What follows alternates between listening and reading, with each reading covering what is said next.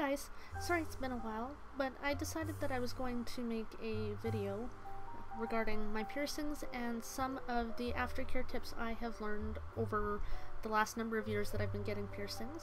Now, I suppose I should go over the piercings that I have and what the experiences were that I found for each piercing, pain-wise and aftercare and length of time to heal and whatnot. Now, I'll start with my ears. I've got 3 holes in each ear. The first one is stretched to 0 gauge, and then I just have 2 regular piercings on the side there, and the same on this side. 0 gauge and then 2 regular piercings. I've also got my nose done, and I think they call this the Madonna piercing because it's on the right hand side. Got that one. I've got my tongue, and I did have both nipples pierced, but I had to take the left piercing out because I think it was trying to migrate. It just became very, very sore, and I ended up having to take that one out. I still have the right nipple pierced. I also have a VCH piercing. If you don't know what that is, please Google it. And I have my belly button pierced.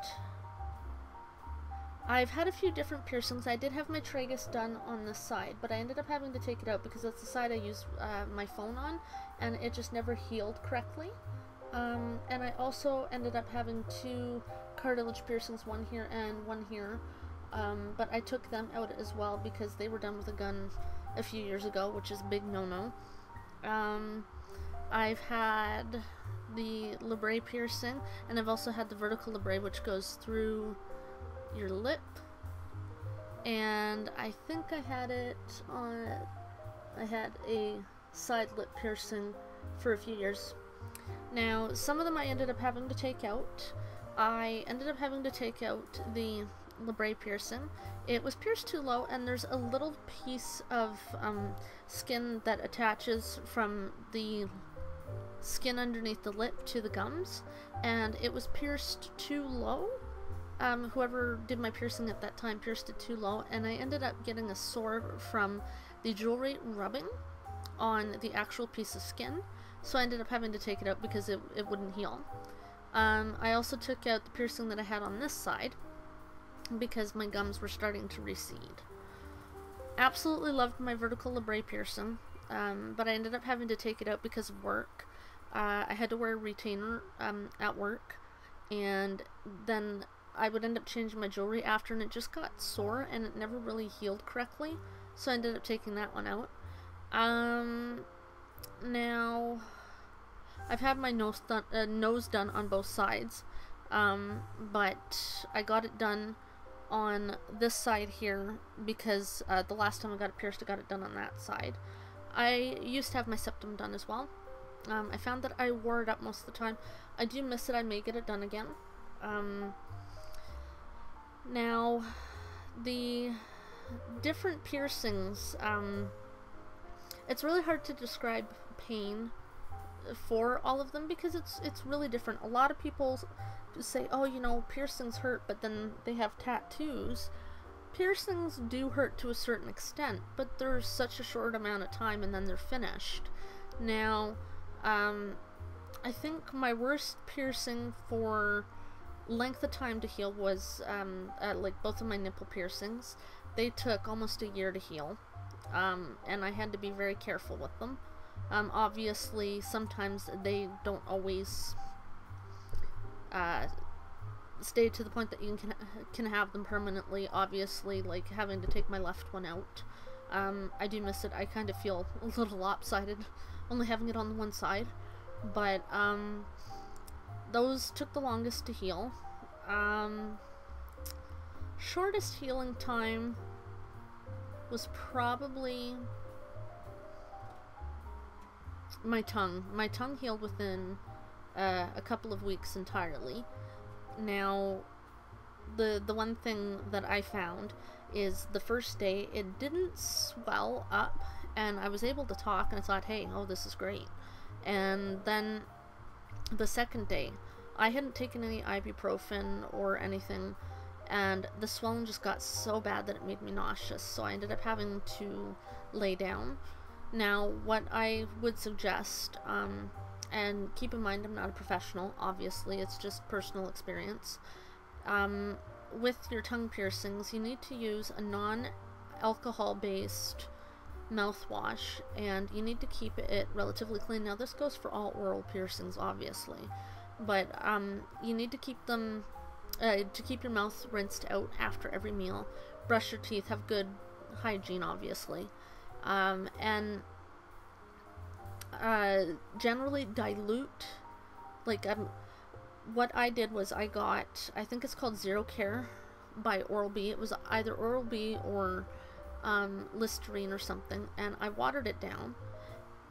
Basically just diluted it half and half, and I would use that to rinse my mouth out. And I also brushed my teeth, obviously, after every meal, but anytime you have anything to eat or drink, you have to rinse out your mouth really, really well with this mouthwash. Now,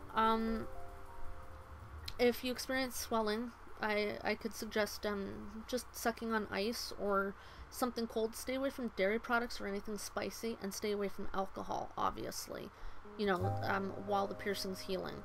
Alcohol has a tendency to dry out the membranes, so to speak, and it can be very detrimental to healing. Now, if you don't want to use mouthwash, personally I would suggest using diluted mouthwash. You can use like a salt water solution, but use sea salt mixed with water, and basically just rinse out your mouth. You can also use this to clean around your piercings, like the Madonna piercing here. Just use a Q-tip and make your little salt solution and water and dip your Q-tip in and clean around it. And then, you know, you can do the same for pretty much any of your piercings if you find that whatever you're using to clean your piercings is irritating it. Now, I've used dial soap before. I know that they say use unscented, and basically something really, really gentle to clean. Sometimes you can use the salt water solution. Actually, most times you can use the salt water solution if you don't want to deal with the soap end of things, because a soap can tend to dry out your piercings. Now, they have something called H2 Ocean that works really well. It's in a spray can that you can get from your local piercer, or you can make your own yourself. Just look up the dilution instructions on the internet. I think it's 1/4 teaspoon to a cup of water, something like that. Don't quote me on that. And basically you can store it in your own little container and just use that solution as need be. Now, piercing pain, aside from like my tongue, having issues with my tongue, my nipples were probably the worst when it came to pain, but they were not as bad as I thought they were going to be. I know that probably doesn't make a whole lot of sense, but getting them pierced, it did hurt, and it burned, but, you know, I had my husband there with me for moral support, so it really wasn't too bad. Having been pierced before, you know, you kind of know to expect some pain. Now, the best advice I can provide is not to psych yourself out before going in. It's not worth it, because it's usually never as bad as you think it's going to be. And even then, you know, the mind can play nasty tricks on us, and, you know, it's not really worth getting anxious about, because piercing experience for most people is quite a lot of fun. Now, my VCH piercing, it hurt, but it was so quick. It was more like I jumped getting it done. But it's basically like going to a doctor's office. You know, if you're comfortable with your piercer and they're professional, make sure you take a shower, obviously, before you go. Clean yourself up really, really nice, because basically having piercer working on such a delicate area and also such a private area, you know, it can be embarrassing if you don't know to prepare yourself ahead of time. It's really not that bad. They just basically ask you to relax, and they pierce and they get the jewelry in. Usually most piercings, the worst part is getting the jewelry put in, you know, so just remember to breathe throughout the whole piercing process and don't psych yourself out. Now, keep cleaning it, but don't over clean your piercings. That is the worst thing you can do, because then you don't give it a chance to heal, because you dry it out and you dry it out because you're over cleaning it and you're irritating it. Just 2 to 3 times a day, clean your new piercings, you know, and don't overdo it. Now, for the most part, most of my piercings have healed well. Obviously there's some that won't, and you kind of have to play it by ear, and the best advice I can offer is to go to your piercer if you're having an issue with a particular piercing, and just ask them, you know, is this normal? You know, don't be afraid to go to your piercer to check, because usually something that you may not think is normal is perfectly normal, and this is something that they have seen on a constant basis because of the profession that they're in. Now, piercings are a personal thing. Not everybody's going to agree with you getting them or where you get them, but you have to do what makes you happy. Hopefully this video has been somewhat helpful.